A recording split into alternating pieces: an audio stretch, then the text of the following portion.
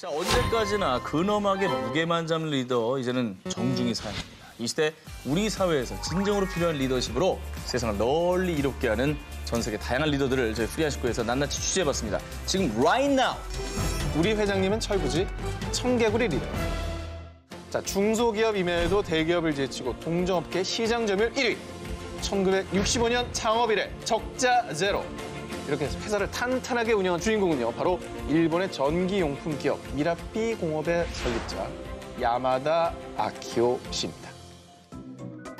잠깐만요. 하이 실종 아닙니까? 예. 아니, 많은 사진이 있을 텐데 왜 이 사진을... 많이 더운 날이었나 봐요. 미라삐 공업의 리더 아키오 회장님은요, 네네. 무엇이든 로쿠꺼 정반대로 실행하는 청개구리 CEO로 유명합니다. 회장님, 기업의 이익을 위해서 구조조정이 필요한데요. 비정규직을 뽑아야겠습니다. 아, 그래? 그렇다면 난 모든 사원을 정규직으로 뽑을 거야. 예, 이 청개구리 아키오 회장님은 보통 기업과는 달리 구조조정, 정리해고를 일절하지 않고요. 스펙도 노 프로블럼, 기본 경영 상식과는 정반대로 경영하는 CEO로 정평이 나 있습니다. 자, 하지만 이런 청개구리 리더가 딱 한 가지 고분고분하게 듣는 말이 있었습니다. 바로 사원들의 목소리인데요. 사원이 행복한 기업을 만들기 위해서 1년 365일 사원들에게 작은 아이디어 쪽지를 받는데요. 상사 욕만 빼고 점심 메뉴 제안이나 사내 인테리어 제안도 오케이. 공장에서 사용할 새로운 장비를 생각해봤습니다. 라는 등 사소한 요청부터 업무 제안까지 모두 다 적극적으로 수용을 했는데요. 그 결과 미라삐 공업의 제품의 약 90%가 사원들 개개인이 자발적으로 낸 특허 상품이라고 합니다. 좋다, 좋아. 멋있다, 멋있다. 자, 그리고 청개구리 아키오 회장의 독특한 경영 스타일에 정점을 찍는 게 하나 더 있는데요. 승진 기간이 다가오면 선풍기를 준비하는 건데요. 먼저 선풍기는 또 왜요? 쪽지들에 사원들의 이름을 쫙 적고요. 그다음에 이제 쌓아놓은 다음에 선풍기를 푹 돌려서 쪽지가 제일 멀리 날아간 사원을 승진. 말도 안 돼. 승진을 시킨다. 쉽게 말해서 누가 과장이 되든 아무 상관없이 모두 다 최선을 다해 잘해낼 거라는 믿음이 있었다는 겁니다. 이런 리더십의 모습을 통해서 또 업계 1위에 자리매김했었는데 얼마 전에 또 세상을 떠나셨어요. 아, 그래요? 지금 또 그의 경영 철학을 계속해서 또 현재 직원들이 남아서 이어가고 있다고 합니다. 본투비 서민 대통령. 딸과 함께 동네 피자 가게 앞에서 줄을 서서 이웃들과 편하게 대화를 나누는 이 남자. 이분의 정체를 아는 분들이라면 어머 세상에, 저 사람이 왜 여기 있어? 하며 엄청나게 놀란다고 하는데요. 그 이유는 바로 2016년 47의 나이로 아이슬란드 사상 최연소 대통령이 된 귀드니 요하네손. 그런데 더 놀라운 거는요, 요하네손 대통령이 당선이 되기 직전까지는 아이슬란드 대학교의 역사 부교수로 재직 중이던 풋풋한 정치 새내기였다는 겁니다. 신선하네요. 그런데 그가 작년 5월 대선 출마 의사를 밝히자마자 놀랍게도 국민의 지지율이 무려 69%에 달하면서 압도적이네요. 그야말로 압도적이고 엄청난 돌풍을 일으키며 대통령에 당선이 됐는데요. 대선 당시 아이슬란드를 통치하던 그민비르 다비드 균레이그손 전 총리가요, 조세 회피 목적으로 버진 아일랜드에 가짜 회사를 세운 것이 밝혀지면서 전 국민이 분노로 들끓던 시기였기 때문입니다. 게다가 아이슬란드가 거의 파산의 위기에 몰렸었잖아요. 아, 그랬죠. 맞네, 그랬죠. 맞네. 자, 그런데요, 대통령이 된 이후 요하네손 대통령은요, 작년 10월 국회에서 대통령에게 파격적인 제안을 했었습니다. 좋은 소식이에요. 앞으로 당신 월급을 한 달에 620만 원씩 인상해 주겠습니다. 뭐? 인상? 누구 맘대로? 안 받을 거야! 안 받을 거야! 너무 작았나요, 금액이? 어딜 600을 들이대? 1000 올려! 이거 아니야? 아니, 그런 탐욕스러운 모습이 아니고요. 죄송합니다. 선출직 공무원들의 월급을 인상하자라는 법안이 의회를 통과하자마자 대통령은 이거 내가 바라는 적도 없는 일이다 하며 소신껏 이에 대한 거부 의사를 밝혔다고 합니다. 자, 대통령이 된 뒤에도 본투비 서민 라이프를 즐기는 그의 최종 목표. 앞으로도 편하게 맥주도 한잔하고 함께 캠핑도 가고 싶은 이웃집 대통령이 되는 겁니다. 라고 전해집니다. 멋있네. Akureyri 15. júní. Þangað til höldum við okkar strik. 총리의 초대장, 모교 미식회. 무려 23년간 장기 집권한 총리. 아니, 23년이나 장기 집권을 해? 독재 아니요? 그러니까. 자, 얘기는요, 바로 복지와 민주주의의 나라라 불리는 스웨덴에서 일어났던 실제 얘기입니다.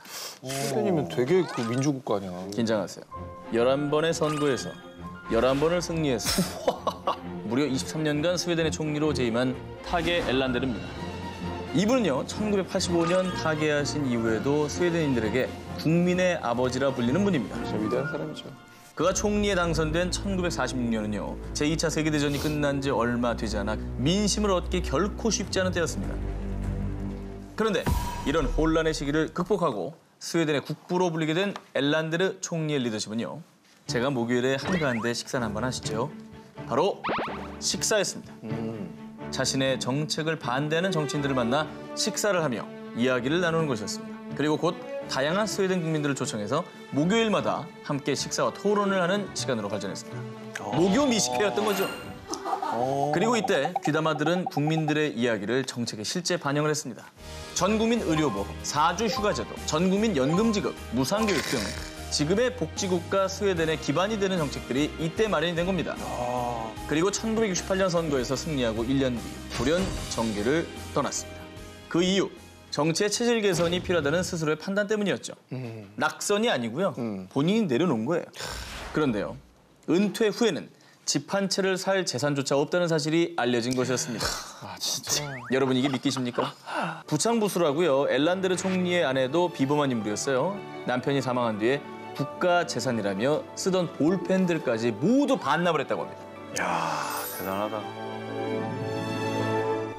월급쟁이의 세상을 뒤집은 CEO.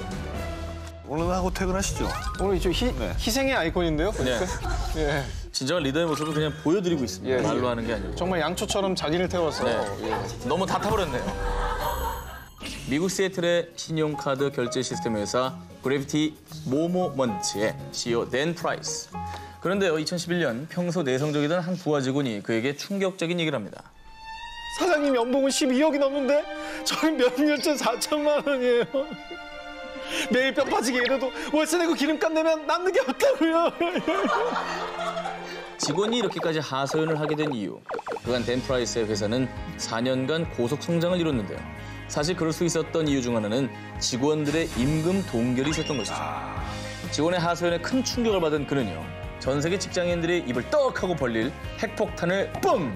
터뜨리게 됩니다. 110만 달러였던 제 연봉을 7만 달러로 확 깎겠습니다. 12억이 넘던 본인의 연봉을 8천만 원 수준으로 낮춘 거예요. 정말 어마어마하게 깎았네요. 정말 본인이라면 상상도 못할 일이었나 봐요. 자기 희생이 있었네요. 네. 예. 놀랍죠? 여기서 끝이 아닙니다. 그 두 번째 핵폭탄.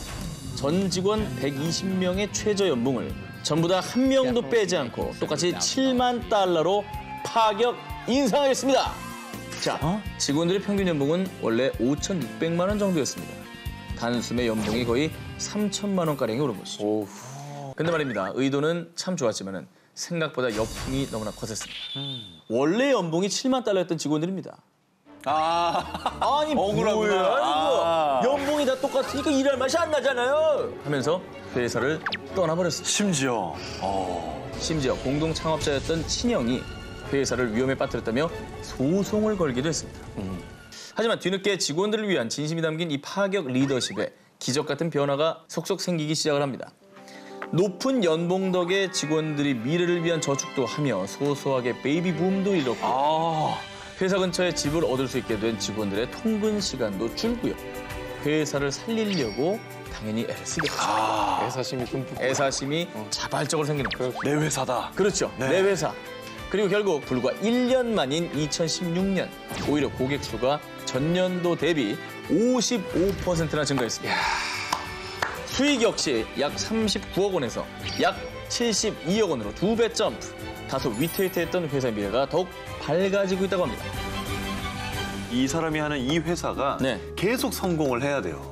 좋은 샘플이 되는 좋은 거죠. 선례가 되는 거죠. 네, 그리고 투자자들도 이제 믿을 수가 있는 거죠. 저런 아하. 정책에 대해서. 그렇죠. 네. 자, 직원을 왕으로 모시겠습니다. 빵빵한 연봉에 직원 100%가 정규직, 하루 7시간 근무에 출퇴근은 자율.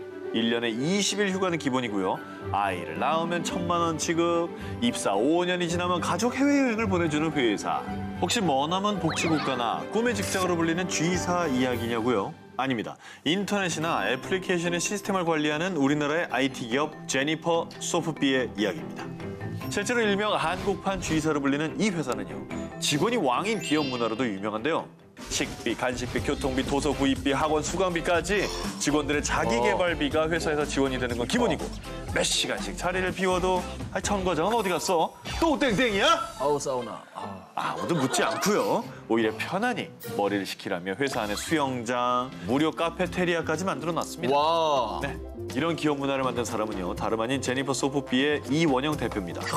프로그램 개발자로 8년간 일하며 잦은 야근에 시달린 그는 돈을 많이 버는 회사보다는 직원이 행복한 회사를 만들고 싶어서 창업을 결심하게 됐던 거죠. 그런데 이런 자율적이고 자발적인 기업 문화가 직원들의 창의력과 집중력을 마구마구 올라가게 만들어서요.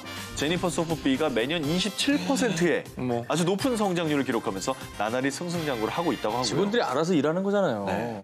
도전과 성취는 여러분들의 것이고 책임은 저의 것입니다. 86년간의 저주를 깬 리더. 자, 미국의 경제 전문지 행운에서요. 2017년 세계에서 가장 위대한 지도자를 발표했습니다. 1위로 선정된 사람은 바로 저주를 깬 리더였습니다. 미국 프로야구 메이저리그에는 양대 산맥으로 꼽히는 두 개의 저주가 있는데요. 첫 번째 저주, 1920년 밤비노라는 별명으로 불리던 전설의 홈런왕 베이브 루스를 헐값에 뉴욕 양키들로 트레이드시킨 뒤 무려 86년 동안 단 한 차례도 우승하지 못하게 된 징크스를 밤비노의 저주라고 부르고요. 또 두 번째가 있습니다. 염소의 저주입니다. 1945년 한 관중이 구장에 염소를 데리고 들어가려고 하다가 제지를 당하자 다시는 이곳에 월드 시리즈가 열리지 않으리라 라고 저주를 내뱉고 갔고요. 이 말대로 71년 동안 월드 시리즈에 우승을 못하면서 염소의 저주라고 불러왔었습니다. 그런데 이 저주의 사골들을 와장창 모두 다 깨버리면서 미국 메이저리그를 들썩이게 만든 사람이 있습니다. 메이저리그 사상 최연소 단장인 테어 앱스타인인데요. 자, 그의 전설은 2002년부터 시작이 됐는데요. 28이라는 젊은 나이에 보스턴 빨간 양말의 단장으로 취임했습니다. 자, 젊은 패기만큼이나 그의 구단 경영은 파격 그 자체였는데요. 올스타에 5번이나 선정되며 높은 연봉을 받던 보스턴 빨간 양말의 마스코트 노마 가르시아파라 선수를 당시 무명에 가까웠던 올란도 카브레라 선수와 트레이드를 시킨 건데요. 선수의 유명세가 아닌 잠재력과 인성에 주목했기 때문입니다. 하지만 당시 팀의 유명 선수를 내보낸 그에게 물론 엄청난 비단이 쏟아진 겁니다. 그런데 그의 선과는 100% 예상이 적중! 부임한 첫 해 팀을 플레이오프에 진출시켰고요. 그 다음에는 2004년도에는 86년 만에 월드 시리즈 우승을 일궈낼 수 있었습니다. 자, 그리고 2011년 시카고 고음들의 사장으로 자리를 옮기게 됐습니다. 자, 이 팀은요. 저주에 걸린 팀이었습니다. 그렇죠. 대단하죠. 자, 하지만 여기서도 그의 인재 발굴 본능은 멈추지 않았습니다. 신인 드래프트 때에는 실패를 어떻게 극복하고 역경을 어떻게 헤쳐왔는지를 파악해서 인성을 바탕으로 선수를 발굴했고요. 자, 선수부터 말단 직원까지 전 직원의 의견을 경청했던 건 기본이고요. 매 경기마다 선수들을 찾아가 늘 격려해왔는데요. 자, 그렇게 포기하지 않고 선수들과 팀을 믿은 결과 지난해 2016년 마침내 시카고의 곰들은 월드 시리즈 우승을 차지하며 염소의 저주를 깨버릴 수가 있었던 겁니다. What a testament to our players. 저는 그 대신 훌륭한 리더들을 소개하고 퇴근하니까 기분이 좋습니다. 페페는 정말 이웃집 할아버지 같아요. 페페가 정말 좋아요. 네, 이렇게 사람들이 입을 모아 예찬하는 페페. 아니, 페페가 누군데 이렇게 좋아하는 거예요? 자, 이분은요. 우리 지구 반대편에 있는 나라 우루과이의 전 대통령 호세 무히카입니다. 그는 2010년에 제40대 대통령으로 당선된 후에 세계적으로 유례없는 파격 행보를 걸었습니다. 대통령과 국민 사이에는 거리가 없어야 합니다. 그러기 위해서는 대통령을 지나치게 받들어 모시는 풍조를 없애야 합니다. 아휴. 응당 제공받게 되는 호화로운 대통령궁과 전용 차량을 포기했고 벌써 멋있는데요? 자신의 직업을 늘 농부라고 소개했던 그는 수도 몬테비데오의 한 외곽에 있는 낡은 농가에 살면서 수행원 없이 직접 차를 몰고 다니며 출퇴근을 했습니다. 그리고 급여의 10% 정도로만 생활을 꾸려서 사람들은 모두 그를 세상에서 가장 가난한 대통령으로 부르기도 했습니다. 그런데 그가 이렇게 소박하고 서민적인 삶을 선택한 데는 이유가 있습니다. 1960년대 독재 정권에 맞서 우루과이의 민주화를 위해 투쟁을 멈추지 않았던 그런 그를 끊임없이 괴롭게 만든 것이 있습니다. 왜 국민들이 밤낮 없이 열심히 사는데도 가난을 벗을 수가 없을까? 그래서 대통령이 된 후에 그가 가장 먼저 한 일은요, 바로 극빈층의 주거 환경을 개선할 주택 공급 사업 시행이었습니다. 그리고 이 모든 일을 시행하기 전에 자신이 먼저 나서서 솔선수범 리더십을 보여줬습니다. 자신의 대통령궁 일부를 노숙인 쉼터로 개방했고요. 급여의 약 90%는 빈민층에 거주주택을 짓는 사회복지단체 등에 기부를 하며 국민들에게 진정한 지도자의 모습을 보여줬습니다. 솔선수범 서민 정치를 펼친 재임 기간 동안 10년 전 30% 후반대에 육박하던 빈곤율을 11%로 낮췄고요. 극빈층도 크게 줄었다고 합니다. 그 후 2015년에 그는 취임 때보다 약 13%가 오른 65%의 지지율 속에서 화려한 퇴임을 마쳤는데요. BBC 방송에서 그의 뒷모습을 이렇게 보도했습니다.